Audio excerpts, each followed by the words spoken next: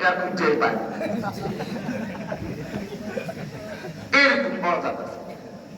মানে যেটা বলছে এটার উল্টা তারা মুসা নবী বলছে চলো যুদ্ধ করবো ওই এদের সাথে। এরা কইল কি বনি ইসরাইল এই ইহুদিরা মুসা নবীকে তুমি আর তোমার খোদা মিল্লা যুদ্ধটা শুরু করো, তোমরা কিছুক্ষণ করো, আমরা দেখি যদি পরিস্থিতি বাড়া দেখি তো এটা আইলাম নাইলে আমরা বই না। কত বড় হারাম! কার সাথে তামাশাটা করবে? আল্লাহর সাথে। কথা বলেন না?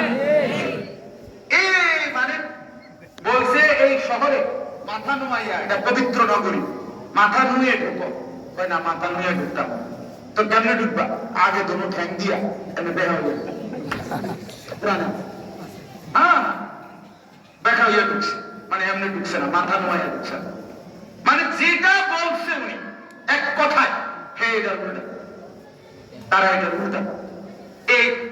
এই অসভ্যতা নাফরমানি তাদের মধ্যে এক।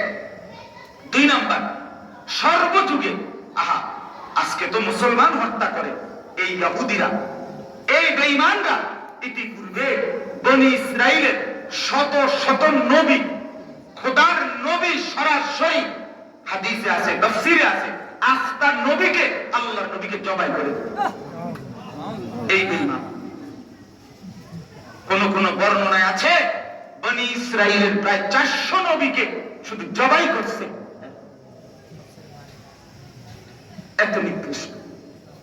পৃথিবীর সমস্ত দুষ্ট বুদ্ধি, শয়তানি বুদ্ধি, হারামি যত তাদের মধ্যে, তাদের শয়তান এখানে অফিস করে দাগো এলাকা, শয়তান বুদ্ধি নেয় এখন থেকে, ইবলিস বুদ্ধি নেয়, এরকম জঘন্যতা। আচ্ছা, এবারে এটা বুঝবেন। আর আরেকটা কথা, এই ছোট্ট দুইটা কথা বললে বুঝবেন সহজ হিসাব। আমি অল্প কথায় বুঝার জন্য বলতেছি। এবার আসেন, আমাদের প্রিয় নবী সাল্লাল্লাহু আলাইহি ওয়াসাল্লাম মক্কা থেকে হিজরত করে কই গেছিলেন? মদিনা। মদিনায় যাওয়ার পরে মদিনায় 3টা ইহুদি পুত্র ছিল। নবীজিকে মদিনায় যাওয়ার পরে এই 3টা ইহুদি পুত্র নবীজিকে, আমাদের নবীকে একবার জ্বালাইয়া শেষ করছে,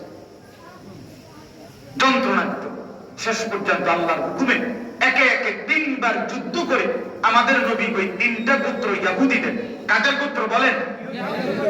বনু নাজির, বনু কাইনুকা, বনু কুরাইজা, এদেরকে বিতাড়িত করছে মদিনা থেকে। তারা গিয়ে আশ্রয় নিছে খায়বার, আরবের একটা জায়গা।